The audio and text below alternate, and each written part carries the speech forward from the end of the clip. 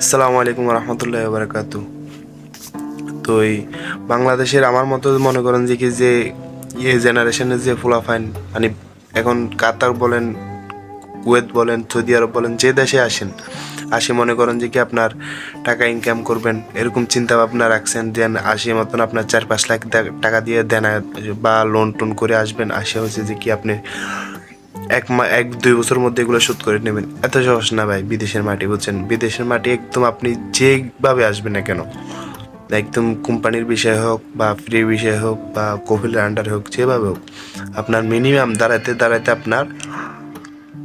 দাঁড়াইতে আপনার 6 থেকে 7 মাস বা 1 বছর। তারপর ভাষা শিখতে হয়েছে যে কি আপনার আরেক বছর, 2 বছর মিনিমাম লাগবে। তো আরেকটা কথা যেটা আজকে মানে যেটা আমার অভিজ্ঞতা থেকে বলবো, ওইটা হচ্ছে যে কি আপনার লাইসেন্স। যে আপনারা ফার্স্ট অফ অল আসে যে ভুলটা করেন, আসার পর হয়েছে যে কি আপনারা ভাবেন যে কি বিদেশ আসছি, একটা লাইসেন্স তৈরি করে নেব, গাড়ির তৈরি করে নিয়ে হয়েছে যে কি আমরা কিস্তি মিস্তি সব শেষ করে দিব। মিনিমাম একটা লাইসেন্স তৈরি করতে 6 থেকে 7 মাস লাগে।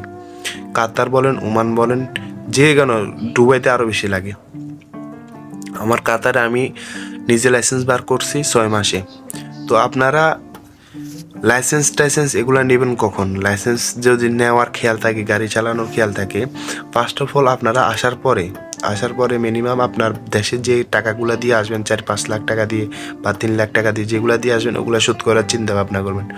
ওগুলো শেষ করার পরে হয়েছে যে কি যখন আপনার একটু শক্ত হবেন আপনি মানসিকভাবে বা নিজের ইয়েতে একটু শক্ত হবেন, তখন কি করবেন যে কি আপনার লাইসেন্সের ওইটাতে ঢুকবেন। আর কাতারে মনে করেন যে কি আপনি যদি অফারে ভর্তি হলে তাহলে মনে করেন যে কি আপনার 3,500 রিয়ালের উপরে লাগবে। আর যদি আপনি বিএপিতে ভর্তি হন 6,000 7,000 সামথিং এরকম লাগবে। তো আপনার বিএপিতে ভর্তি হলে হচ্ছে যে কি একটু তাড়াতাড়ি লাইসেন্সটা বাইর হয়। আর যদি আপনি অফারে ভর্তি হন তাহলে ওইটা একটু দেরিতে হয়, 6 মাস 7 মাস এরকম লাগে যায়।